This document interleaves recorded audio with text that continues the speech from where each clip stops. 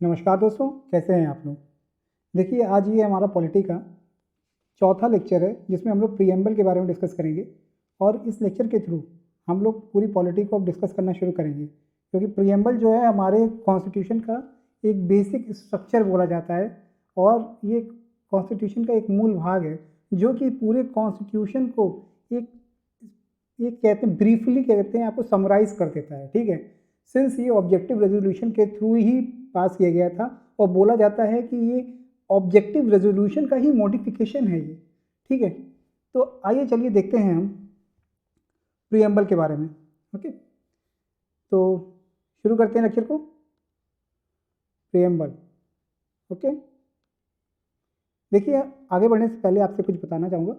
Study gloss लाया है different courses आपके, जैसे यूपीएससी के लिए, एसएससी के लिए, बैंकिंग्स के लिए और यूजीसी नेट के लिए। इवन स्टडी ग्लोस जो है एनसीईआरटी के कोर्सेज भी कंप्लीट करवा रहा है।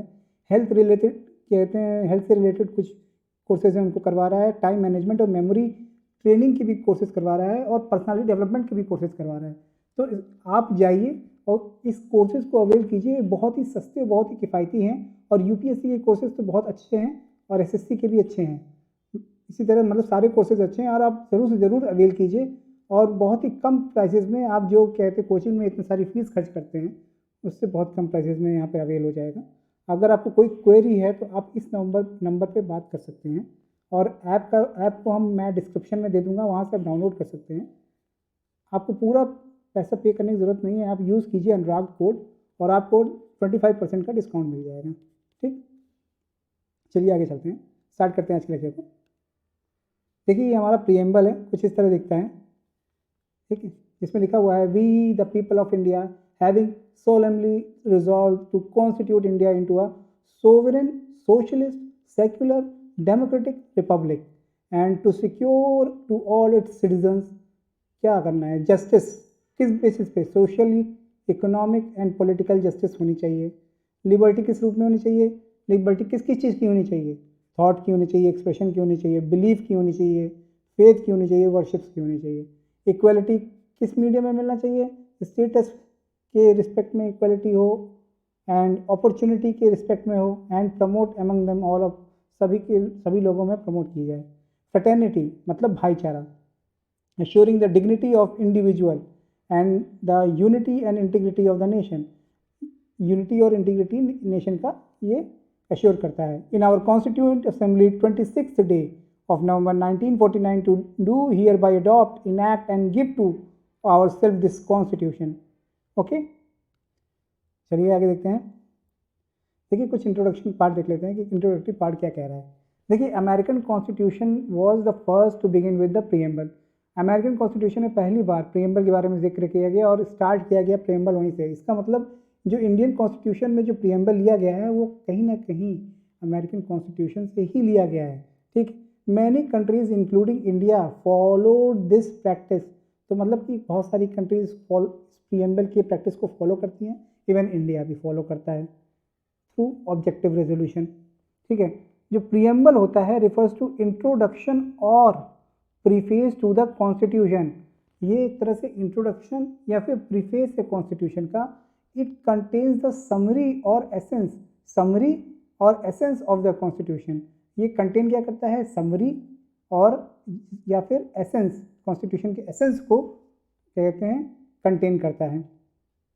एन.ए. पालकीवाला जो इमिनेंट ज्यूरिस्ट थे एंड कॉन्स्टिट्यूशनल एक्सपर्ट थे, उन्होंने प्रीएम्बल को कहा है क्या? Identity card of the constitution.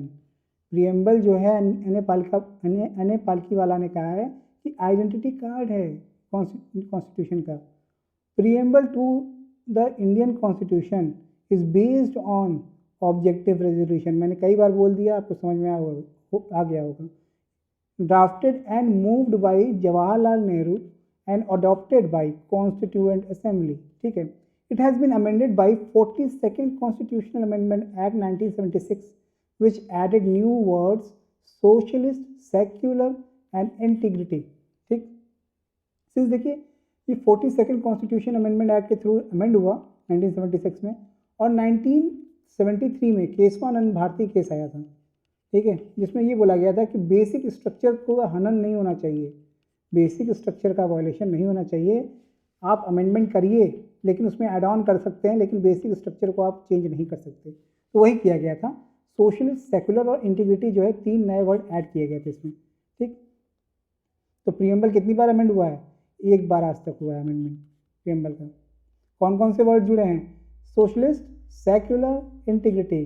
Socialist कहाँ अभी दिखाते हैं, ठीक है। जो प्रियम्बल का टेक्स्ट मैंने आपको पढ़ के सुनाई दिया था, फिर से पढ़ देता हूँ, ठीक है। The preamble is present form reads, कैसे पता है? वी मतलब हम सभी भारतवासी, we the people of India, having solemnly resolved to constitute India into a sovereign, socialist, secular, ठीक है, सोशलिस्ट वर्ड जोड़ा गया, सेक्युलर, डेमोक्रेटिक रिपब्लिक। और ये क्या इंश्योर करेगा? सबका जस्टिस करेगा। किस बेसिस पे? सोशल होनी चाहिए जस्टिस, इकोनॉमिक होनी चाहिए और पॉलिटिकल होनी चाहिए। मैंने आपको लास्ट लेक्चर में जब फीचर्स ऑफ कॉन्स्टिट्यूशन बताया था, तो मैंने आपको बताया था कि जो जस्टिस है, सोशियो और इकोनॉमिक जस्टिस आपको किससे मिलती है? DPSP से मिलती है। DPSP से सोशल इकोनॉमिक जस्टिस मिलता है। और पॉलिटिकल जस्टिस कौन शो करता है? फंडामेंटल राइट करता है। फंडामेंटल राइट आपका पॉलिटिकल जस्टिस शो करता है, ठीक है। लिबर्टी ऑफ थॉट होना चाहिए, एक्सप्रेशन, बिलीफ, आपकी जो एक्सप्रेशन है, आपके जो थॉट हैं उनकी लिबर्टी हो। आपकी जो बिलीफ है, आप जिस पे बिलीव करते हैं, आप फेथ जिस पे रखते हैं, आप वर्शिप जिसकी करते हैं, उसकी आपकी लिबर्टी हो। ये बोला गया प्रियम्बल में। मतलब कि ये एक तरह से बोला जाता है ना, इंट्रोडक्टरी पार्ट है, या फिर बोल सकते हैं समरी है, या फिर आप इसको बोल सकते हैं एक एसेंस है। तो इक्वालिटी किस बेस पे मिलनी चाहिए? स्टेटस एंड अपॉर्चुनिटी में, और प्रमोट करना चाहिए सभी के साथ, अमंग देम ऑल। फ्रेटर्निटी, भाईचारा की बात की गई है, ताकि जो कंट्री है उसमें क्या होना चाहिए? एक इंटीग्रिटी और यूनिटी होनी चाहिए। तो इंटीग्रिटी वर्ड किससे जोड़ा गया? 1976 42nd कॉन्स्टिट्यूशन अमेंडमेंट एक्ट। कौन कौन से वर्ड जुड़े गए थे? सोशल, अरे कहाँ गया, okay, socialist, okay, secular and integrity, 3 word जोड़े गए थे। ये देखिए, socialist, secular and integrity, okay. तो 3 वर्ड 1976 से जुड़े गए थे 42nd कॉन्स्टिट्यूशनल अमेंडमेंट एक्ट से, ओके।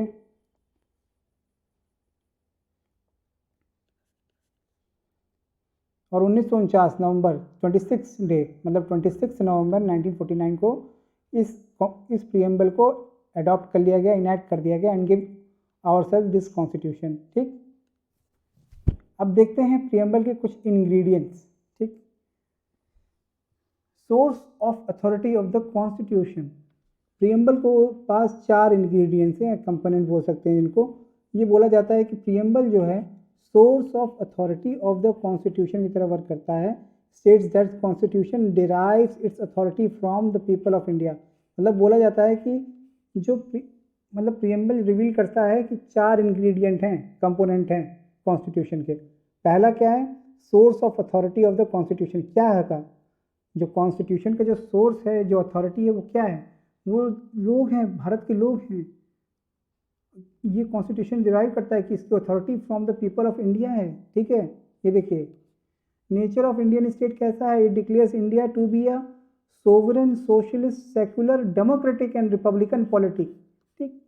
इन सब के बारे में अभी डिस्कस करेंगे डिटेल से। Sovereign, socialist, secular, democratic. Objective of the constitution क्या है? Specific justice, liberty, equality and fraternity as objective है, स्पेसिफाई करता है। डेट ऑफ अडॉप्शन भी दिया हुआ है कॉन्स्टिट्यूशन का, 26 नवंबर 1949। तो प्रियम्बल के 4 इंग्रेडिएंट, 4 में ये पहला ये बताता है कि source of authority of constitution क्या है।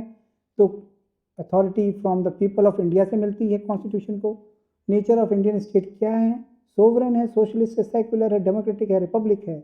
ऑब्जेक्टिव क्या है कॉन्स्टिट्यूशन का? लोगों को जस्टिस देना। किस बेसिस पे? Socio economic and political.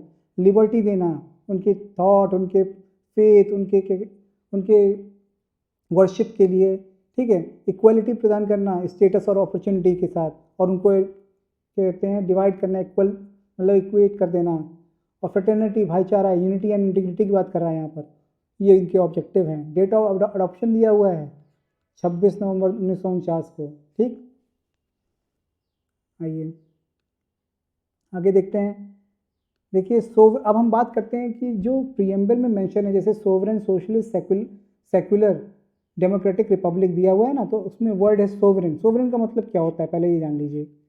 Sovereign का मतलब होता है ना कि मान लीजिए जब हमारा भारत देश आज़ाद नहीं था तो इस पर ब्रिटिश का हुकूमत थी।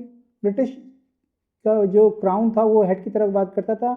इंडिया में कोई भी गवर्नमेंट रहे लेकिन अल्टीमेट डिसीजन जो होता था इसका होता था, ब्रिटिश रूल का। तो एक तरह से इंडिया जो है सोवरेन नहीं था, इंडिया क्या कहते हैं किसी के अंडर में था। लेकिन सोवरेन का मतलब होता है कि अब इंडिया जो है पूरी तरह से आज़ाद है, इसके ऊपर कोई अथॉरिटी नहीं है कि कोई इसको गाइड करे, डिक्टेट करे कि कैसे आपको करना है, क्या नहीं करना है, क्या करना चाहिए, क्या नहीं करना चाहिए। तो इसीलिए बोला जाता है the word sovereign implies that India is neither a dependency nor a dominion, ना ये डोमिनियन है ना डिपेंडेंसी है किसी के ऊपर, of any other nation, but independent state है, इंडिपेंडेंट है। ठीक है, there is no authority above it, कोई भी अथॉरिटी इसके ऊपर नहीं है। And it is free to conduct its own affair, अपने अफेयर को फ्री से कंडक्ट कर सकता है both internal and external level पे। दो in 1949 India declared the continuation of her full membership of the Commonwealth of the nation। ठीक, Nations मतलब ये है कि इंडिया ने कॉमनवेल्थ नेशन के लिए मेंबरशिप अप्लाई कर दिया था 1949 में, एंड एक्सेप्ट कर लिया था British crown as a head of the commonwealth, commonwealth का हेड मान लिया था। लेकिन this is a extra constitutional declaration था, does not effect India sovereignty in any manner, किसी भी हालत में इंडिया की सोवरेनिटी को ये इफेक्ट नहीं करता है। ठीक है, further India's membership of United Nation organisation also no way constitute a limitation on her sovereignty, मतलब इंडिया के सोवरेनिटी पे यूनाइटेड नेशन ऑर्गेनाइजेशन की मेंबरशिप लेने की वजह से कोई भी इफेक्ट नहीं पड़ता।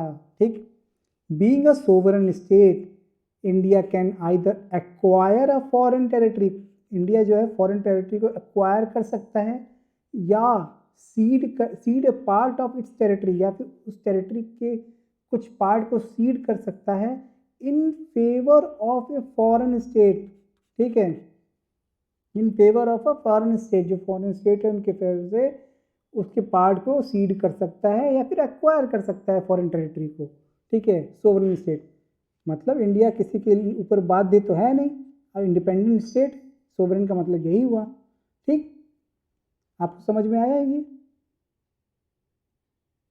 समझ में आया तो आगे बढ़ते हैं। ठीक है, अब बात करते हैं सोवरेन सोशलिस्ट की बात करते हैं। हाँ, सोशलिस्ट। ठीक, even before the term was added by 42nd constitutional amendment act 1976, the constitution had a socialist content. देखिए सोशलिस्ट कंटेंट तो था ही, ठीक है, in the form of certain directive principle of state policy.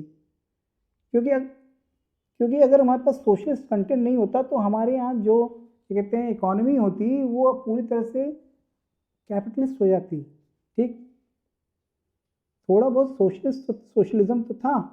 In other word what was hitherto implicit in the constitution has now been made explicit। ठीक, कहने का मतलब यहाँ पर ये कहा जा रहा है कि अब तक सोशलिस्ट का जो मतलब था, in other words the what was hitherto implicit in the constitution has now been made explicit। अब तक सोशलिस्ट जो था कॉन्स्टिट्यूशन में था तो, लेकिन वो क्या कहते हैं मतलब कि एक तरह से यूज़ हो रहा था टीपीएसपी के फॉर्म में, लेकिन वो कहीं मेंशन नहीं था, तो इसीलिए उसको एक्सप्लिसिट बना दिया गया, अब उसका पूरी तरह से यूज़ शो कर दिया गया। ठीक है, Moreover, the Congress party itself adopted a resolution to establish a socialistic pattern of society in Awadhi session as early as in 1955 and took measures accordingly। ठीक है, तो मतलब कि कांग्रेस पार्टी ने अडॉप्ट किया था एक रेजोल्यूशन और इस्टेब्लिश किया था एक socialistic pattern of society in आबादी सेशन, जो कि 1955 के आसपास हुआ था, एंड टुक मेजर्स अकॉर्डिंगली, उसके हिसाब से उसने मेजर्स लिए थे सोशलिस्टिक काम करने के लिए। Notably the Indian brand of socialism is a democratic socialism, ये भी बोला गया, and not the communistic socialism, मतलब also known as a state socialism. देखिए जो कम्युनिस्टिक सोशलिज्म होता है वो पूरी तरह से स्टेट पे डिपेंडेंट होता है। ठीक है, हर चीज़ स्टेट के हाथ में होती है। ठीक, तो बोला गया कि जो इंडिया का सोशलिज्म है वो डेमोक्रेटिक सोशलिज्म है, ना कि कम्युनिस्ट सोशलिज्म है। कम्युनिस्ट सोशलिज्म को स्टेट सोशलिज्म भी बोलते हैं। अच्छा, which involve the nationalisation of all means of production and distribution and abolition of private property. मतलब कम्युनिस्ट सोशलिज्म होता है ना, उसमें प्रोडक्शन और डिस्ट्रीब्यूशन सब स्टेट के हाथ में आ जाती है, कोई भी प्राइवेट प्रॉपर्टी इन्वॉल्व नहीं होती है प्रोडक्शन एंड डिस्ट्रीब्यूशन में, ठीक है। उसे बोलते हैं कम्युनिस्ट सोशलिज्म। डेमोक्रेटिक सोशलिज्म क्या होता है, होल्ड करता है फेथ इन मिक्स इकोनॉमी, मतलब कैपिटलिस्ट नेचर भी है, मतलब प्राइवेट प्लेयर्स भी मौजूद हैं और सोशलिस्टिक फीचर्स भी है, ठीक है। तो इससे क्या होता है, गवर्नमेंट का भी रोल रहता है और कैपिटलिस्ट मतलब प्राइवेट प्लेयर्स भी रहते हैं, both public and private sector coexist side by side, ठीक। As a supreme court says democratic socialism aim to end the poverty. देखिए, सुप्रीम कोर्ट कहता है कि डेमोक्रेटिक सोशलिज्म जो है का एम जो है एंड करना पॉवर्टी को, इग्नोरेंस जो है उसको ख़त्म करना, diseases and inequality of opportunity को ख़त्म करना है, ठीक है। सुप्रीम कोर्ट ये कहता है Indian socialism is a blend of Marxism and Gandhism, मतलब मार्क्स और गांधी की आइडियोलॉजी का मिक्सचर है, बोला जाता है इंडियन सोशलिज्म। इसको हम बोलते हैं क्या, जिसको हम बोलते हैं डेमोक्रेटिक सोशलिज्म। और लीनिंगली हैवली, मतलब ज़्यादातर ये किस पे डिपेंडेंट, किस पे मतलब कि ज़्यादा इसका भार गांधीयन सोशलिज्म पे ज़्यादा ये क्या कहते हैं टिल्ट हुआ है, ठीक। द न्यू इकोनॉमिक पॉलिसी 1991, जब एलपीजी रिफॉर्म हुआ, liberalisation, privatisation and globalisation, however diluted the socialistic culture. उसने क्या डायलूट किया, socialistic traditionals of Indian states को उसने डायलूट कर दिया एक तरह से, जब लिबरलाइजेशन, प्राइवेटाइजेशन और ग्लोबलाइजेशन हुआ, जब न्यू इकोनॉमिक पॉलिसी 1991 आई। देखिए, मार्केट ओपन किया गया ना प्राइवेट सेक्टर्स के लिए, जो लाइसेंस कोटा परमिट राज चल रहा था, ठीक है, लाइसेंस कोटा परमिट राज चल रहा था, उसको ख़त्म करना ज़रूरी था, ठीक है। न्यू इकोनॉमिक पॉलिसी में उसको पूरी तरह से ख़त्म किया गया और एलपीजी रिफॉर्म किया गया, ठीक। लिबरल किया गया इकॉनमी को, इकॉनमी ओपन की गई, क्लोज इकॉनमी चल रही थी, ठीक, उसको ओपन की गई इस इकोनॉमिक पॉलिसी के बाद। जब एनसीईआरटी आप आपको इकोनॉमी की पढ़ाऊंगा तब आपको समझ में आएगा ये चीज़, ठीक। चलिए, तो ये था हमारा सोशलिस्टिक प्रिंसिपल, कैसे काम कर रहा था आपको समझ में आया होगा। अब हम बात करते हैं सेक्युलर। सेक्युलर, देखिए इंडिया का जो सेक्युलरिज्म है पॉजिटिव सेक्युलरिज्म है। मैं आपको कल भी समझाया था जब आपको फीचर्स ऑफ क्या कहते हैं कॉन्स्टिट्यूशन के बता रहा था, फिल्म फीचर। पॉजिटिव सेक्युलरिज्म है। सेक्युलर वर्ड भी जोड़ा गया था आपका 42nd कॉन्स्टिट्यूशन अमेंडमेंट एक्ट के थ्रू 1976 में, ठीक। और स्टेट जो है, स्टेट जो मतलब कि, और पॉजिटिव सेक्युलरिज्म है जहाँ पे सर्वधर्म संभव है, ठीक है, संभव है, ठीक। ये इंडिया का सेक्युलर है। The term secular too was added 42nd constitutional amendment act 1976 में। However, Supreme Court said 1974, although the words secular state were not explicitly mentioned in the Constitution, supreme court ने कहा था कि 1974 में कि जो सेक्युलर स्टेट है वो एक्सप्लिसिटली मेंशन नहीं है कॉन्स्टिट्यूशन में। There can be no doubt the constitution maker wanted to establish such a state according to article 225 to 28, जब हम राइट टू फ्रीडम की बात करते हैं ऑफ रिलीजन की, guaranteeing the fundamental right to freedom of religion have been included in the constitution, ठीक है। Supreme court ने बोला कि 1974 में कि देखिए ऑल्दो हमारे पास जो है सेक्युलर स्टेट का मेंशन नहीं है पूरी तरह से कॉन्स्टिट्यूशन में, लेकिन ऐसा कोई डाउट नहीं है कि कॉन्स्टिट्यूशन मेकर ने ये नहीं चाहा कि सर्वधर्म संभव पॉसिबल ना हो पाए, इसीलिए मतलब कि सर्वधर्म संभव वो चाहते थे कि हमारे देश में सारे धर्म संभव हो सकें, तो इसलिए उन्होंने आर्टिकल 25 से 28 को फंडामेंटल राइट में डाला और ये बोला कि ये fundamental right to freedom of religion है, ठीक है। सुप्रीम कोर्ट ने 74 में कहा था ना कि उस समय देखिए सेक्युलर वर्ड ऐड नहीं हुआ था और 76 में इसलिए ऐड कर दिया गया, ठीक। The Indian constitution embodies the positive concept of secularism, that is all religion in our country irrespective of their strength have the same status and support from the state, ठीक, समझ में आया, मैं बता दिया सेक्युलरिज्म। अब चलते हैं आगे, बात करते हैं सेक्युलर के बाद हम बात करते हैं डेमोक्रेटिक की। डेमोक्रेटिक है, a democratic polity as stipulated in preamble is based on doctrine of popular sovereignty, that is possession of supreme power by the people। ठीक है, जनता के द्वारा, ठीक है, possession of supreme power by the people. ठीक, democracy जो है दो टाइप की होती है, एक डायरेक्ट डेमोक्रेसी होती है, एक इनडायरेक्ट डेमोक्रेसी होती है। डायरेक्ट डेमोक्रेसी कौन सी होती है? The people exercise their supreme power directly, as in the case of Switzerland there are 4 devices of direct democracy, namely referendum, initiative, recall and plebiscite। इसके बारे में मैं आपको लास्ट में डिस्कस कर दूंगा कि इसका मतलब क्या होता है। ठीक है, जहाँ पे रेफरेंडम कराया जा सकता है, इनिशिएटिव लिया जा सकता है, रिकॉल करवाया जा सकता है और प्लेबिसाइट भी करवाया जा सकता है। अब ये किस केस में हुआ था? आपको याद होगा, जूनागढ़ केस में हम लोगों ने क्या करवाया था? वहाँ पर प्लेबिसाइट करवाया था। ठीक, जब हमारी रियासतें जो थी वो 3 रियासतें बची थी। ठीक है, कौन सी? जम्मू कश्मीर, और उसके बाद आपका हैदराबाद और जूनागढ़। तो जम्मू एंड कश्मीर तो इंस्ट्रूमेंट ऑफ एनेक्सेशन के थ्रू पे हो गया था, हैदराबाद में ऑपरेशन पोलो किया गया था, और प्लेबिसाइट किया गया था, या फिर क्या कहते हैं रेफरेंडम कराया गया था। ये मैं एक बार कंफर्म करके बता दूंगा, लेकिन जूनागढ़ में इन्हीं दोनों में से एक चीज़ करवाई गई थी। ठीक, इन इनडायरेक्ट डेमोक्रेसी में क्या होता है? On the other hand, the representative elected by the people exercise the supreme power and thus carry on the government and make the laws। देखिए, ये इनडायरेक्ट डेमोक्रेसी है। This type of democracy also known as a representative democracy is 2 kinds, parliamentary and presidential. India में कौन सी democracy है? Indirect democracy है।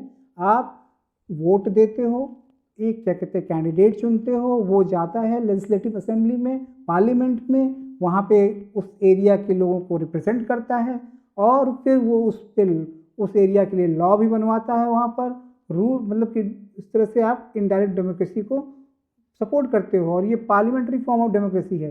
दूसरी होती है presidential form of indirect democracy, जो आपकी कहाँ पर है? यूएसए में है। ठीक है, अगला क्या है? Indian constitution provides the representative parliamentary democracy under which the executive is responsible to the legislature for all policies and action, its policies and action। okay,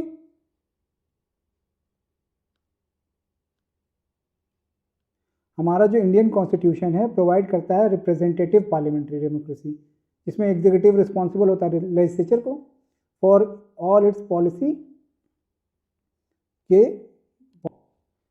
policies and actions के लिए। ओके, अब आगे चलते हैं। डेमोक्रेटिक हो गया, आपको समझ में आ गया होगा, आगे समझते हैं।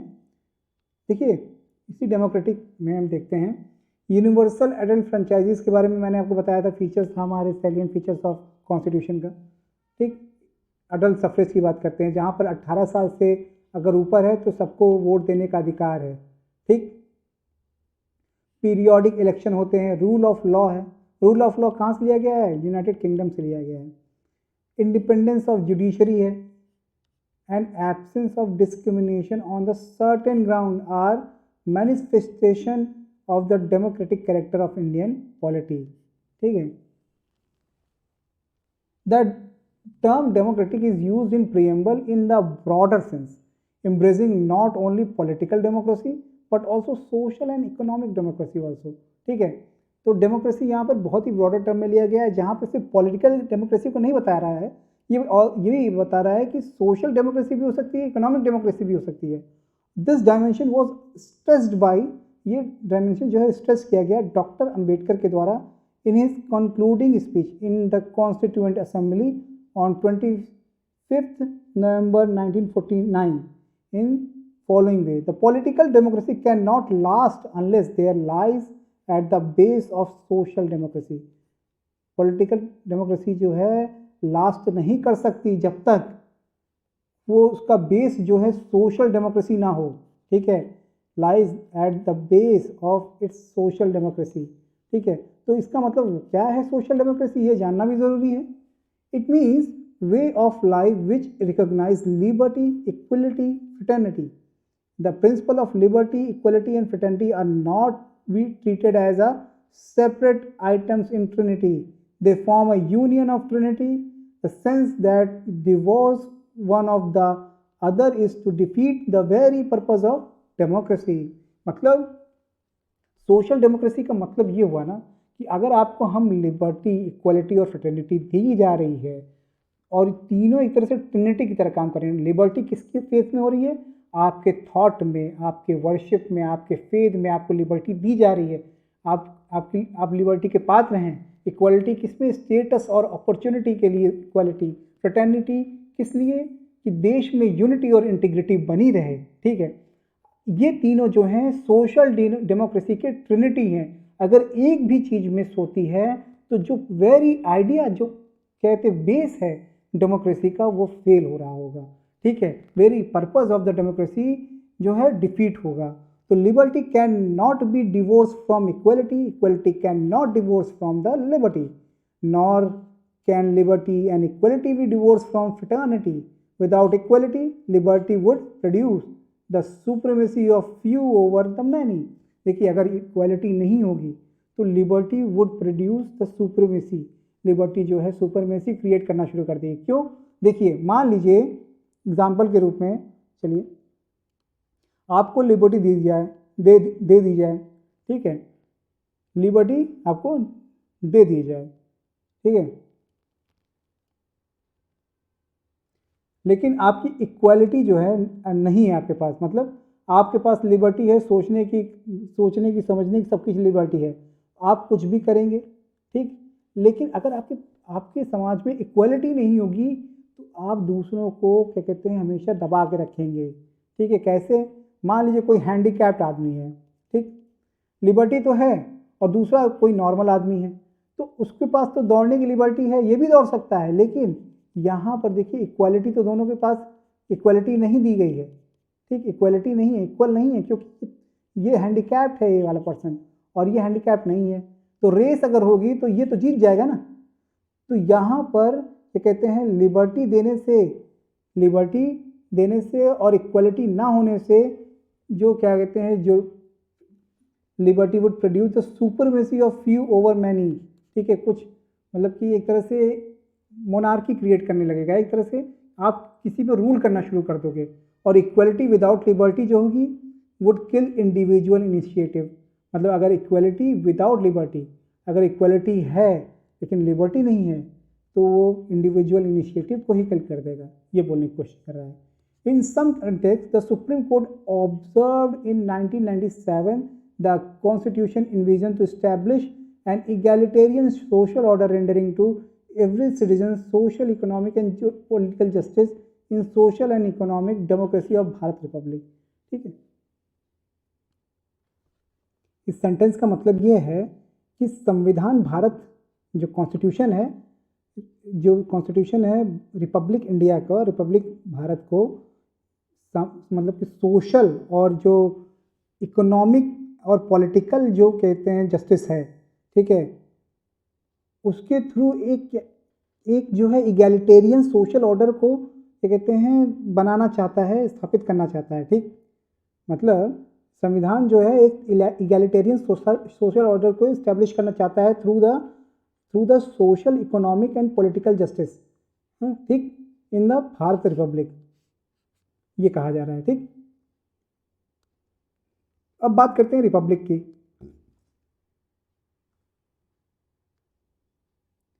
देखिए, रिपब्लिक में हम जब बात करेंगे तो ए democratic polity can be classified into two categories, monarchy and Republic.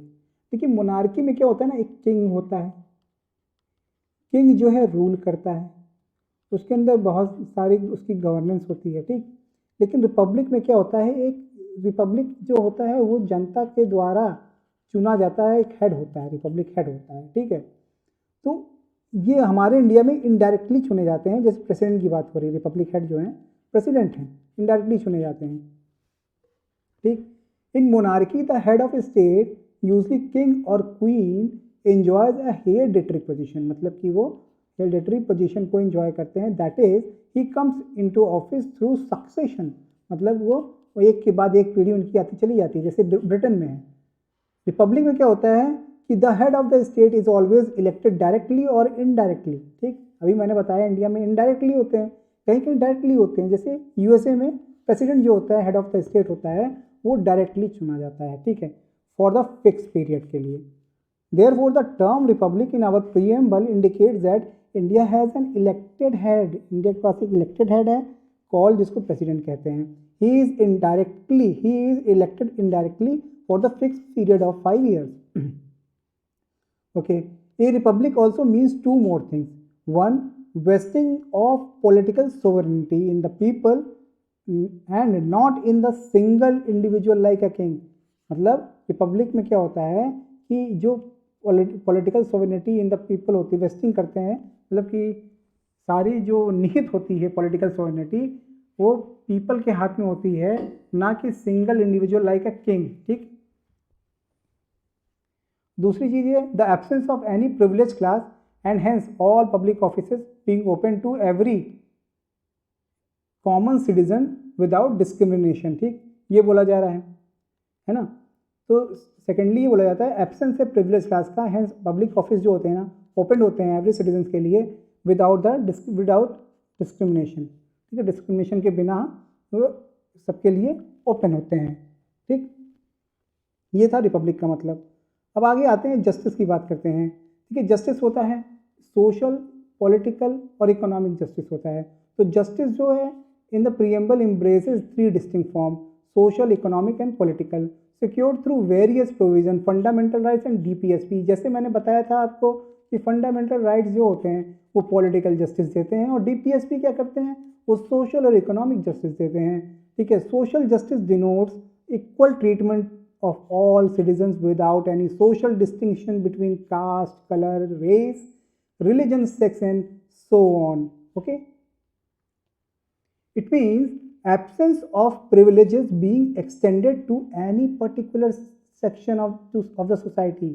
ठीक है, जो privileges है वो absence of privileges being extended to any particular section of the society and improvement in the condition of backward class, SC, STs and OPC and women. ठीक है, economic justice का मतलब क्या होता है, non discrimination between people on the basis of economic factor. It involves elimination of glaring inequalities in wealth में जो inequalities होती है, इनकम में जो होती है, और प्रॉपर्टी में। ठीक है, तो इकोनॉमिक जस्टिस इस बेस पे दी जाती है। Combination of social justice and economic justice denotes known as a distributive justice. Okay, इसको बोलते हैं डिस्ट्रीब्यूटिव जस्टिस, डिस्ट्रीब्यूट की जाती है इस जस्टिस को। और जो पॉलिटिकल जस्टिस होता है इम्प्लॉइज करता है that all citizens should have equal political right, equal access to political offices and equal voice in the government. Equal voice government में हो, इक्वल पॉलिटिकल ऑफिसेज हो, ऑल पॉलिटिकल ऑफिस जो होते हैं वो एक्सेस कर सकते हैं, इक्वल एक्सेस हो। The ideal justice social, economic and political has been taken from Russian revolution. ठीक, रशियन रेवोल्यूशन से इसको लिया गया है। ओके, इसका आइडिया है कहाँ से लिया गया, रशियन रेवोल्यूशन से लिया गया है। जस्टिस जो है सोशल, इकोनॉमिक एंड पॉलिटिकल होनी चाहिए। तो ये आपको समझ में आया ना। देखिए एक बार और सुनेंगे तो आपको और क्लियर हो जाएगा कि जस्टिस जो है वो 3 टाइप की होती है। जो जस्टिस होती है ये सोशल, इकोनॉमिक होती है। ये डीपीएसपी हमारा जो शो करता है वो सोशल, इकोनॉमिक करता है, और जो पॉलिटिकल है वो आपका फंडामेंटल राइट्स जस्टिस शो करते हैं। ठीक है, जो सोशल जस्टिस है वो जैसे कि डिस्क्रिमिनेशन जो किया जाता है, डिस्टिंक्शन बेस्ड जो कहते हैं किया जाता है, वो नहीं होना चाहिए, वो क्या कहते हैं ख़त्म होना चाहिए। ठीक, और इकोनॉमिक जस्टिस होता है कि जो वेल्थ का डिस्ट्रीब्यूशन होता है, इनइक्वलिटी नहीं होनी चाहिए, इनकम में, प्रॉपर्टी में इनइक्वलिटी की बेसिस को वो कहते हैं एलिमिनेट करता है। जबकि जो दोनों का कॉम्बिनेशन होता है सोशल जस्टिस और इकोनॉमिक जस्टिस का, एक तरह से दिखाता है कि ये डिस्ट्रीब्यूटिव जस्टिस है। ठीक है, इसमें क्या होता है ना कि स्टेट के पास एक स्टेट के ऊपर रिस्पॉन्सिबिलिटी होती है कि इसको इंश्योर करे, जब भी कोई नई पॉलिसी बनाए उसको स्टेट को इंश्योर करना होगा कि इसका यूज़ सोशल और इकोनॉमिक जस्टिस को ध्यान में रखना होगा, क्योंकि सोशल इकोनॉमिक जस्टिस आपका डीपीएसपी में आते हैं और स्टेट की रिस्पॉन्सिबिलिटी बनती है कि ये उसको ऊपर ध्यान दें। ठीक, लेकिन ये उनके ऊपर इन्फोर्सेबल नहीं है, ये कहते हैं कोर्ट के द्वारा इन्फोर्स नहीं किया जा सकता और नॉन जस्टिशिएबल है नेचर में। ठीक, उसके बाद हम बात करते हैं पॉलिटिकल जस्टिस की, जो कहते हैं इक्वल पॉलिटिकल राइट जिसमें मिलते हैं लोगों को, इक्वल एक्सेस मिलता है पॉलिटिकल ऑफिस का और इक्वल वॉइस होती है गवर्नमेंट में, इसको बोलते हैं पॉलिटिकल जस्टिस। जो हमारा फंडामेंटल राइट है ना, वो हमारा पॉलिटिकल जस्टिस को शो करता है। इसी तरह हमारा जो ideal of justice socio economic और पॉलिटिकल जस्टिस है, ये रशियन रेवोल्यूशन से लिया गया है। ये था हमारा जस्टिस का पार्ट। अब हम लोग बात करते हैं लिबर्टी की। देखिए लिबर्टी क्या होता है? लिबर्टी आपकी जो फ्रीडम होती है, क्या फ्रीडम होती है? Absence of restrain on the activities of individual, जो आपके ऊपर रिस्ट्रेन नहीं लगते ना, जिसमें मतलब कि रिस्ट्रेन नहीं होते और आपकी एक्टिविटीज़ जो होती हैं आप खुल के कर सकते हैं, उसे ही बोलते हैं लिबर्टी, ठीक है। And the same time providing opportunities, और अपॉर्चुनिटीज़ भी सेम टाइम प्रोवाइड की जाती है for the development of individual personalities, ठीक है, ओके। आपके इंडिविजुअल पर्सनालिटीज़ को डेवलप करने के लिए अपॉर्चुनिटीज़ भी दी जाती है, इसे बोलते हैं liberty. Preamble secure all the citizen of India liberty of thought, आपके जो थॉट हैं उसकी लिबर्टी है आपके पास, एक्सप्रेशन जो आप देते हैं उसकी लिबर्टी है, बिलीफ है आपके पास, फेथ है, वर्शिप है, थ्रू देयर फंडामेंटल राइट, अपने आपके फंडामेंटल राइट के थ्रू आप इसको इन्फोर्सिबल करा सकते हैं कोर्ट ऑफ लॉ में इन केस ऑफ वायलेशन, अगर ये वायलेट होते हैं तो, ठीक है। तो आपके पास लिबर्टी की जो है फंडामेंटल राइट है आपके पास, आप इसको इन्फोर्स करा सकते हैं कोर्ट के अगर इसका वायलेशन हो रहा है। Liberty as a elaborated in preamble is very essential for the successful functioning of Indian democratic system. Liberty जो है एलोबरेट की गई प्रीएम्बल में, और ये बहुत एसेंशियल पार्ट है, और successful functioning Indian democratic system को करना है तो लिबर्टी बहुत ही इंपॉर्टेंट पिलर साबित होता है, ठीक है। However liberty does not mean the licence to do what one likes, मतलब कि आपके पास कुछ भी, आपको मतलब कि कुछ भी लिबर्टी है तो आप कुछ भी कर सकते हैं, ऐसा नहीं है। There are certain restriction on them, okay. आपके पास कुछ रिस्ट्रिक्शन भी है कि आप कुछ सीमा तक ही कुछ कर सकते हैं। जैसे मान लीजिए आप दो लोग आपस में बात कर रहे हैं, ठीक है, आप तब तक उसकी क्या कहते हैं फंडामेंटल राइट को वायलेट नहीं कर रहे हैं जब तक, मतलब आप एक दूसरे से बात कर रहे हैं, मान लीजिए एक ने गाली दिया तो वो आपके पर्सनल स्पेस में चला आएगा, ठीक है, आपको गाली दिया, आपको बुरा लगेगा, तो यहाँ पे आपकी उसको क्या कहते हैं सर्टेन रिस्ट्रिक्शन है कि इस रीज़न के बाद वो क्या कहते हैं नहीं बोल सकता आपको, ठीक है। तो ये इस तरह से कुछ आपके रिस्ट्रिक्शन होते हैं, तो सर्टेन लिमिटेशन लगती हैं लिबर्टी पे, enjoy with in the limitation mention in the constitution itself. इसका मतलब जो है फंडामेंटल राइट जो है ना पूरी तरह से एब्सोल्यूट नहीं होते हैं, ठीक है, कि आप कुछ भी कर दें, ठीक, तो आपको कुछ नहीं होगा, सर्टेन रिस्ट्रिक्शन होती हैं, ठीक है। लिबर्टी पे भी रिस्ट्रिक्शन लगती है, ठीक है। In brief the liberty conceived by the preamble और fundamental right is not absolute, देखिए यहाँ पे मैंने बता ही दिया, बट क्वालिफाइड होती है, ठीक है, सर्टेन रिस्ट्रिक्शन रहता है उसमें। The ideals of liberty, equality and fraternity in our preamble have been taken from the French revolution से लिया गया है। Liberty, equality and fraternity French में बोलते हैं ना, फ्रेंच में इस तरह बोलते हैं, लिबर्टे, इक्वलिटी, फ्रेटर्निटी ऐसे बोलते हैं, ठीक है। तो फ्रेंच में ऐसे बोला जाता है, और जब फ्रेंच रेवोल्यूशन हो रहा था तो उन लोग का जो स्लोगन था ना, यही 3 स्लोगन थे, लिबर्टी, इक्वलिटी और फ्रेटर्निटी, तो इसीलिए वहाँ से लिया गया है इस चीज़ को, ओके। चलिए ये था हमारा लिबर्टी कॉन्सेप्ट। अब आगे चलते हैं, इक्वलिटी के कॉन्सेप्ट को समझते हैं, इक्वलिटी की बात करते हैं। इक्वलिटी, देखिए राइट टू इक्वलिटी तो आप जानते हैं फंडामेंटल राइट में दिया हुआ है 14 से लेकर 18 तक में, ठीक है, आर्टिकल नंबर 14 से लेकर 18 तक में दिया हुआ है। तो टर्म इक्वलिटी का मतलब क्या होता है? एब्सेंस ऑफ स्पेशल प्रिविलेजेस, जो आपके स्पेशल प्रिविलेजेस होते हैं उसका एब्सेंस होना, to any section of the society, किसी भी सोसाइटी को जो दिए गए हैं वो स्पेशल ट्रीटमेंट नहीं मिलेगा उनको, and the provision of adequate opportunities, और प्रोविज़न जो है एडिक्वेट अपॉर्चुनिटीज़ का सभी के लिए, सभी इंडिविजुअल के लिए विदाउट एनी डिस्क्रिमिनेशन ओपन है, खुला हुआ है, ठीक है। इस तरह से ये इक्वालिटी का मतलब होता है, ठीक। द प्रीएम्बल सिक्योर करता है all citizens of India equality of status and opportunity, और the provision embraces 3 dimension, equality in civic, polity and economic dimension में इक्वलिटी होनी चाहिए।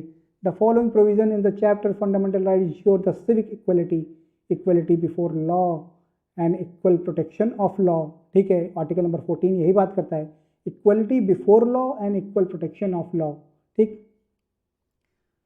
ये आर्टिकल नंबर 14 बताता है prohibition of discrimination on the ground of religion, race, caste, sex और place of birth, article 15। ठीक है, आर्टिकल और उसके बाद equality of opportunity in the matters of public employment, और इसमें भी बात करता है डिस्क्रिमिनेशन नहीं होना चाहिए इसमें, religion, race, caste, sex, place of birth and place of birth और में नहीं होना चाहिए आर्टिकल 16 में। और आर्टिकल 17 जो बोलता है एबॉलिशन ऑफ अनटचेबिलिटी, ये बहुत ही बड़ा कॉन्सेप्ट है एबॉलिशन ऑफ अनटचेबिलिटी, इसके ऊपर बहुत ध्यान देने वाली बात है। ये भी क्या कहते हैं आपका इक्वालिटी के कॉन्सेप्ट में आता है। एबॉलिशन ऑफ टाइटल्स, ठीक, कोई भी टाइटल्स लगा के, मतलब कि किसी की सरकार किसी नाम के आगे टाइटल लगा के नहीं दे सकती है। ठीक है, there are 2 provision in the constitution that seeks achieve political equality. 2 provision ऐसे हैं जो कॉन्स्टिट्यूशन में जो सीख करते हैं, अचीव करते हैं पॉलिटिकल इक्वलिटी को। पहला है no person is to be declared ineligible for inclusion in electoral rolls ground on religion, race, caste और सेक्स, आर्टिकल 325। मतलब कोई भी पर्सन जो है उसको ineligible for inclusion in electoral roll के लिए इस बेसिस पे नहीं किया जा कर सकता कि उसका रिलीजन क्या है, उसका रेस क्या है, कास्ट क्या है, सेक्स क्या है।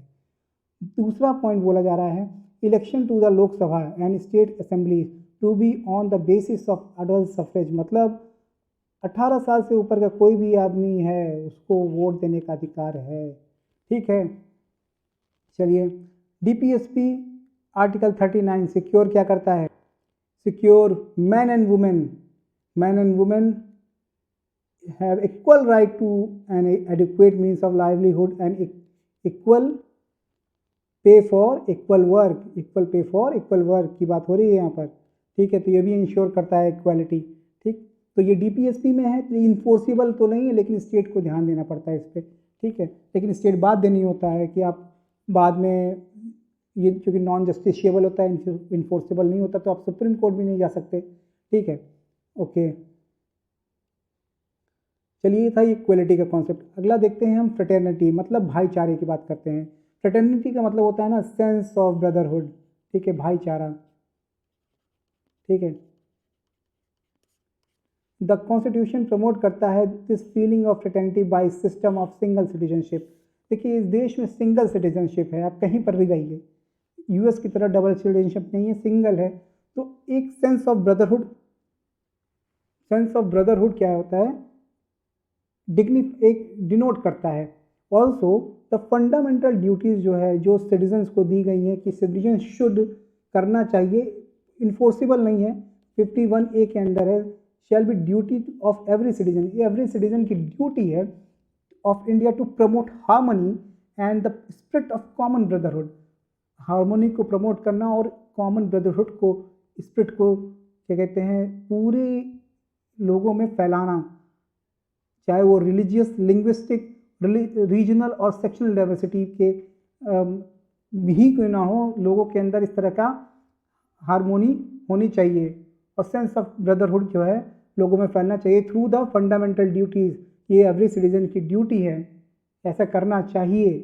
The preamble declares that fraternity has to assure 2 things, fraternity 2 चीज़ अश्योर करती है, dignity of the individual and unity of integrity of the nation, जो इंडिविजुअल की डिग्निटी है उसको इंश्योर करती है और unity and integrity of the nation, क्योंकि सिंगल सिटीजनशिप है, लोग क्या कहते हैं डाइवर्स कंट्री में भी एक दूसरे के साथ रह रहे हैं, एक इंडिया यूनियन है, यूनियन ऑफ स्टेट है, तो इंटीग्रिटी वहाँ पर दिखानी ज़रूरी है। The word integrity has been added to preamble 42nd constitutional amendment act 1976। Okay, तो ये था हमारा fraternity.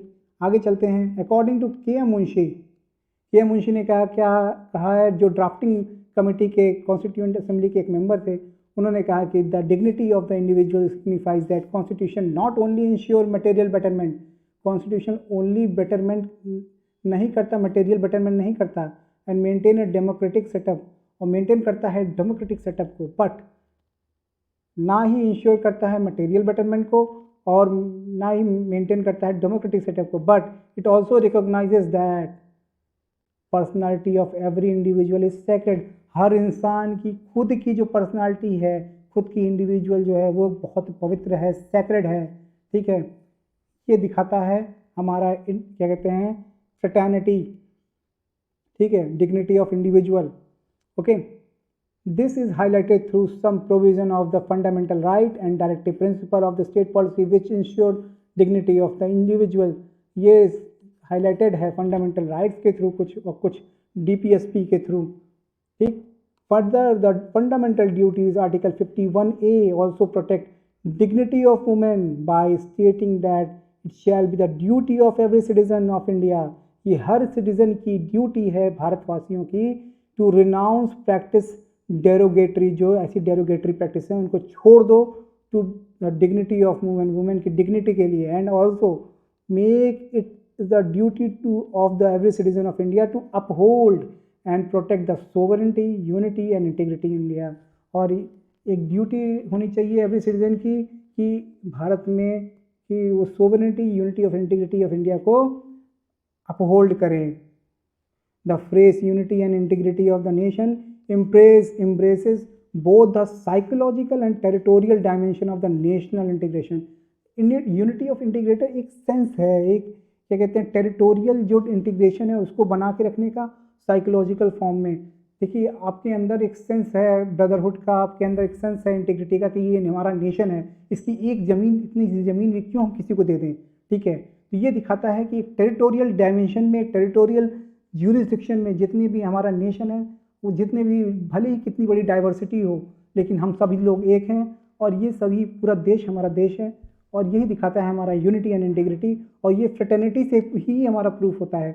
Article number 1 of the constitution describe India as a union of state to make it clear that state have no right to seat from the union. मतलब state जो है पास कोई अधिकार नहीं है कि वो यूनियन से धोखा करके निकल जाएं या फिर कुछ भी कर लें, उनके पास राइट ही नहीं है कि यूनियन से अलग हो जाएं।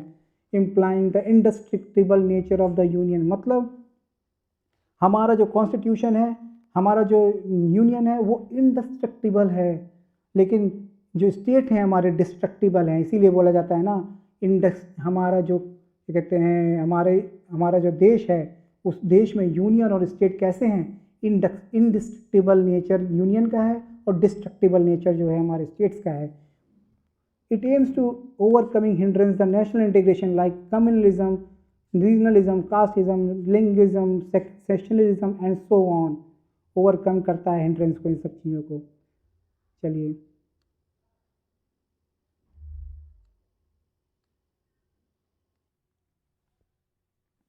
preamble as a part of constitution। One of the controversies about the preamble whether it is a part of constitution or not। इस बारे में बात करना शुरू किया गया था, ठीक है।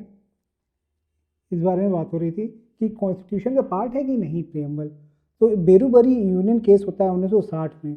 सुप्रीम कोर्ट कहते हैं कि preamble shows the general purpose behind the several provisions in the constitution, ठीक है। प्रियम्बल जो शो करता है बहुत सारे प्रोविजन को, ये कहते हैं इसका जनरल पर्पस शो करता है, ठीक है, प्रियम्बल, ठीक है। And thus it is a key to mind of makers of the constitution, मतलब कि एक तरह से की तरह वर्क करता है। जो माइंड से मेकर ऑफ द कॉन्स्टिट्यूशन उनके है, जो मेकर्स ऑफ द कॉन्स्टिट्यूशन है उनके माइंड में एक तरह से की का काम करता है ये प्रियम्बल।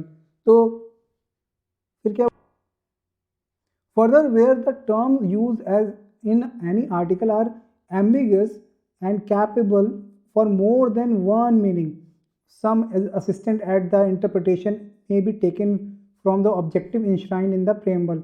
मतलब ये हो रहा था ना कि जो प्रियम्बल में वर्ड्स हैं और जो क्या कहते हैं आर्टिकल में वर्ड्स हैं, वो कहीं ना कहीं उसके बहुत सारे मीनिंग जनरेट हो जा रहे थे, तो इंटरप्रिटेशन उसका आसान नहीं हो रहा था। तो despite this recognition of the significance of the preamble, supreme court ने स्पेसिफिकली ओपाइन किया that preamble is not the part of the constitution.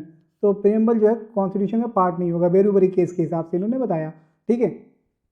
अब बोलते हैं कि लेकिन फिर क्या हुआ ना, केशवानंद भारती केस हुआ, उसमें ये तो पहली बात तो 13 जैसे, मतलब कि इसमें क्या हुआ था कि ये बेसिक स्ट्रक्चर के लिए था, ठीक है, basic structure of the constitution के लिए था ये केस। बेसिकली इस केस में जानते हैं क्या कहानी है इसके पीछे। देखिए लैंड रिफॉर्म्स के मैटर बहुत ज़्यादा हो रहे थे, ठीक है। फर्स्ट शेड्यूल आया, ये फर्स्ट शेड्यूल करें 9 शेड्यूल आया फर्स्ट अमेंडमेंट के थ्रू, ठीक, फर्स्ट अमेंडमेंट के थ्रू। तो उस समय बहुत सारे कहते हैं लैंड रिफॉर्म्स की बात हो रहे थे, लेकिन हर बार क्या हो रहा था कि जो ज़मींदार हुआ करते थे, जो कहते हैं लैंड के ओनर्स हुआ करते थे, वो आर्टिकल 19 में देखिए right to property fundamental right था, और 31 बी और सी ये भी फंडामेंटल राइट में आता था, आर्टिकल 31 बी, तो उसमें भी राइट टू प्रॉपर्टी की बात की गई थी। तो लोग क्या करते थे, फंडामेंटल राइट्स के हवाले से सुप्रीम कोर्ट चले जाते थे और वहाँ पे PIL फाइल कर देते थे, रिट फाइल कर देते थे, रिट फाइल कर देते थे। तो बार बार ये सब हो रहा था। तो जब केशवानंद भारती केस ये हुआ 1973 में, तो इसमें सीधे ये बोला गया कि ठीक है, जो बेसिक स्ट्रक्चर है ना कॉन्स्टिट्यूशन का, वो क्या कहते हैं चेंज नहीं किया जाएगा, लेकिन अमेंडमेंट किया जा सकता है। ठीक है, तो बोला गया supreme court rejected earlier opinion. देखिए पहले तो सुप्रीम कोर्ट ने बेरूबरी के केस में बोल दिया कि, अब इस लेक्चर पे आ जाते हैं, सुप्रीम कोर्ट ने बेरूबरी के केस में बोल दिया कि आप जो है, जो प्रियम्बल है वो कॉन्स्टिट्यूशन का पार्ट नहीं है, लेकिन इसमें अर्लियर जो दिया था ओपिनियन बेरूबरी केस में, उसको रिजेक्ट कर दिया और बोल दिया कि प्रियम्बल जो है पार्ट है कॉन्स्टिट्यूशन का। It is observed that preamble is extreme importance and constitution should be read and interpreted in the light of grand and noble vision expressed as a preamble। ठीक है, फिर क्या हुआ, LIC ऑफ इंडिया का case आया 1995 में, उसमें भी सुप्रीम कोर्ट ने अगेन अपने क्या कहते हैं डिसीजन को अपहोल्ड किया और बोला कि प्रियम्बल जो है ना इंटीग्रल पार्ट है कॉन्स्टिट्यूशन का। ठीक है, like any other part of the constitution, the preamble was also enacted by the constituent assembly, but after the rest of the constitution was already enacted। मतलब कि जितने भी constitution थे enact हो चुके थे, उसके बाद हमारे preamble को enact किया गया था। The reason for inserting the preamble is at the end was because ensured that it was in conformity with the constitution। ये कॉन्स्टिट्यूशन के कॉन्फॉर्मिटी के हिसाब से ही रहे। मतलब जितने भी, मतलब हमने क्या किया था ना कि समराइज कर दिया था, प्रियम्बल एक समरी के फॉर्म में था, एक क्या कहते हैं एसेंस के फॉर्म में था। तो जो भी वर्ड इसमें दिए गए थे वो मतलब जितना पूरा कॉन्स्टिट्यूशन में उस वर्ड से मीनिंग थी उसको सब समराइज कर दे रहा था। तो इसीलिए हमको बाद में इनैक्ट करना था, as adopted by the constituent assembly. ठीक, while forwarding the preamble for votes, the president of constituent assembly said the question is that preamble stand part of constitution। the motion was then adopted। ठीक है, उसके बाद adopt कर लिया गया।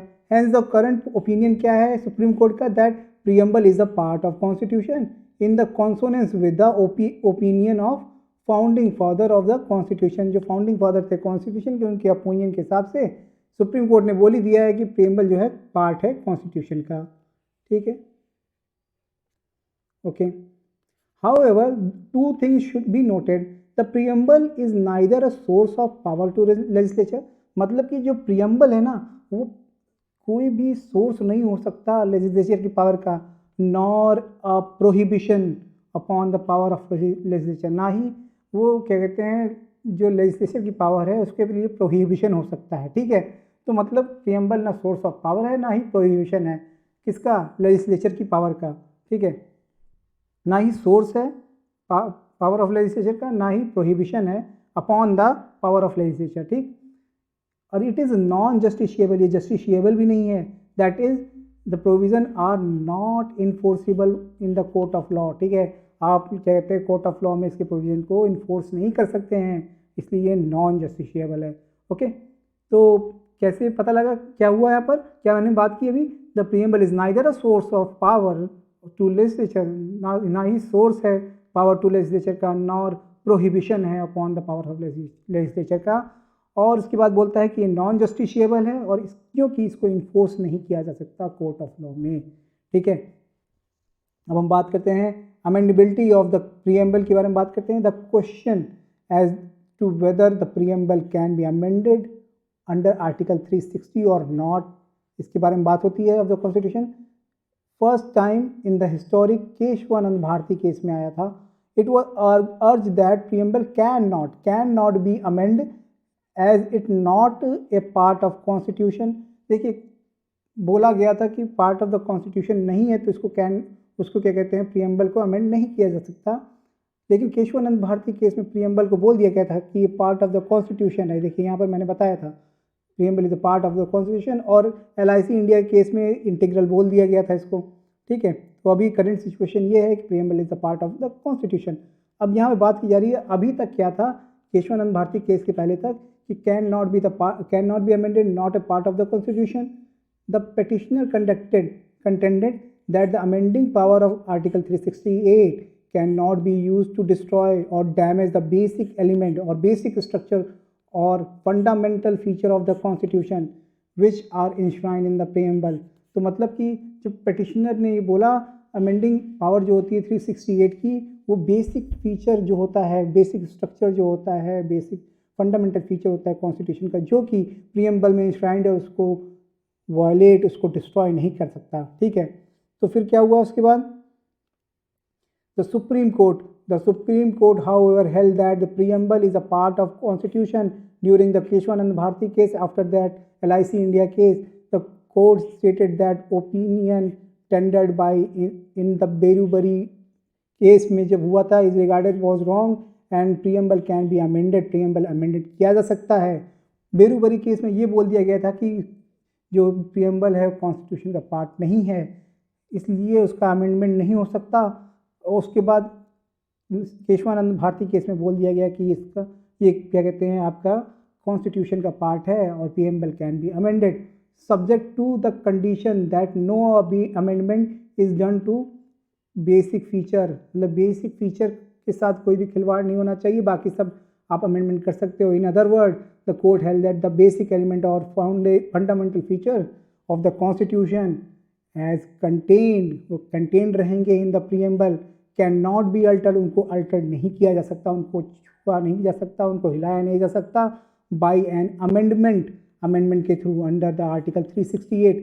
Article 368 क्या है, स्पेशल प्रोविज़न है, स्पेशल अमेंडमेंट है, जिसमें क्या कहते हैं स्पेशल अमेंडमेंट की प्रोविज़न होते हैं इसमें।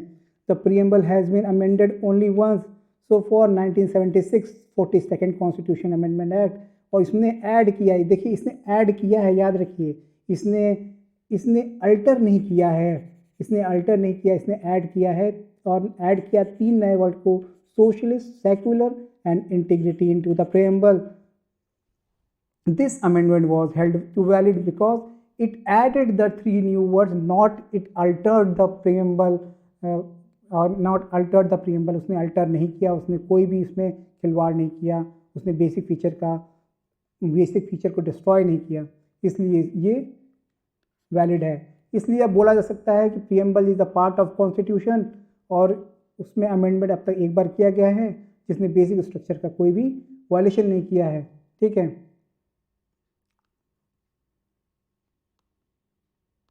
इंपॉर्टेंट टर्म्स, अभी हम लोगों ने जब पढ़ा था शुरुआत में कि जो डेमोक्रेसी होती है, डायरेक्ट और इनडायरेक्ट डेमोक्रेसी होती है।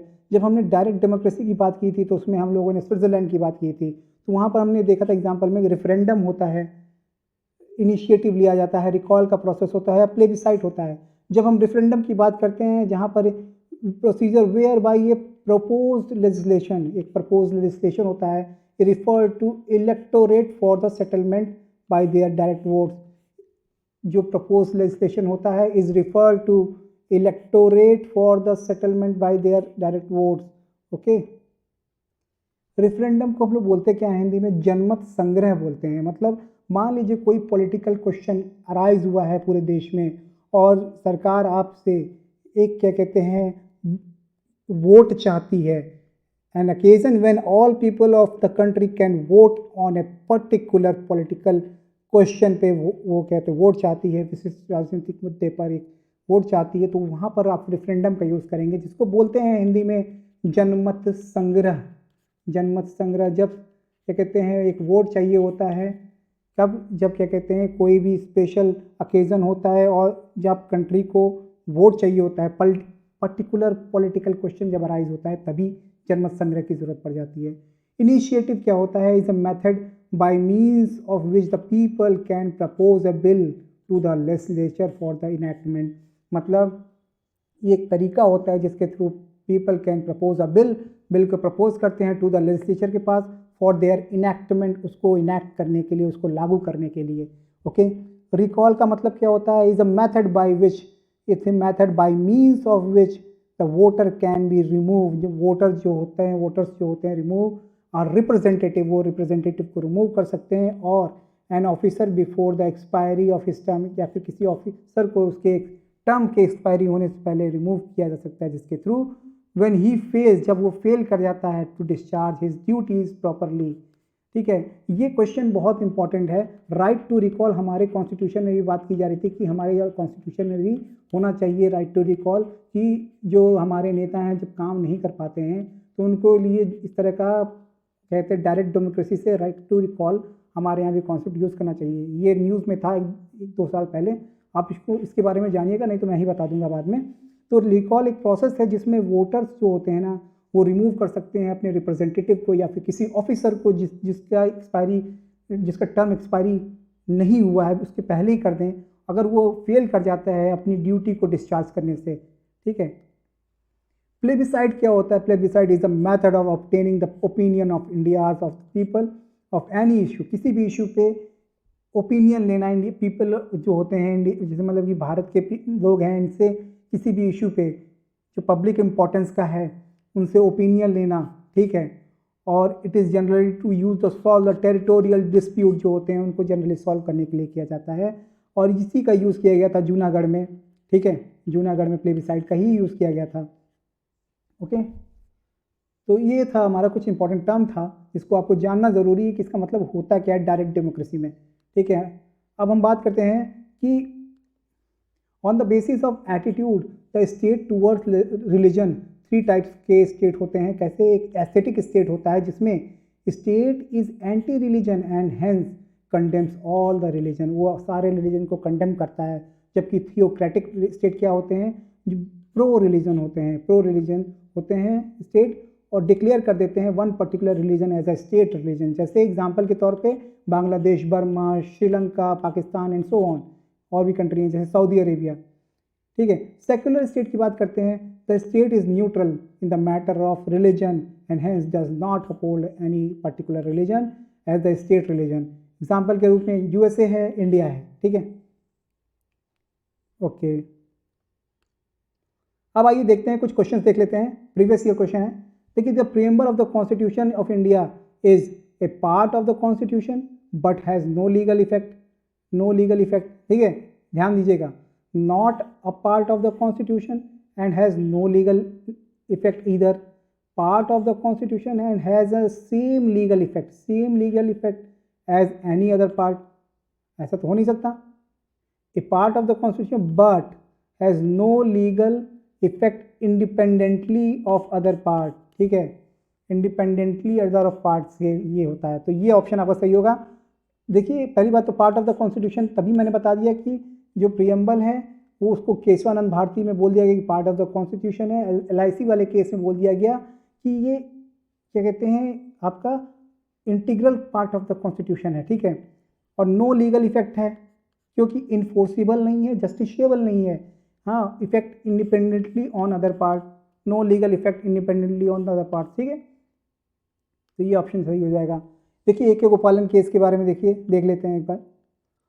मद्रास 1950 में सुप्रीम कोर्ट ने रूल किया था preamble not is enforceable in the court of law. ठीक, बेरूबरी में बोल दिया कि preamble is not a part of the Indian constitution. तो लेकिन however it helps in the interpretation of clauses of the constitution. Later Kesavananda Bharati case में बोल दिया गया कि preamble is a part of Indian constitution. और LIC के केस में, LIC 1995 में क्या बोल दिया गया कि ये integral part of the constitution है। ठीक है, अगला क्वेश्चन देखिए, the economic justice is the objective of constitution has been one of the Indian provided in, किसमें होता है, किसमें प्रोवाइड किया जाता है इकोनॉमिक जस्टिस? मैंने बताया था प्रीएम्बल में जस्टिस होता है 3 टाइप का, एक होता है socio economic and political. Socio economic यानी DPSP में आ जाता है, और पॉलिटिकल जो है आपका फंडामेंटल राइट के लिए बोला जाता है। तो यहाँ बोला इकोनॉमिक जस्टिस, तो देखिए यहाँ पे प्रीएम्बल फंडामेंटल राइट ये तो नहीं होगा, प्रीएम्बल एंड DPSP ये होगा, फंडामेंटल राइट एंड DPSP ये तो एकदम नहीं होगा, नन ऑफ द अबव तो आंसर है ही नहीं, बी आपका आंसर हो जाएगा। ठीक,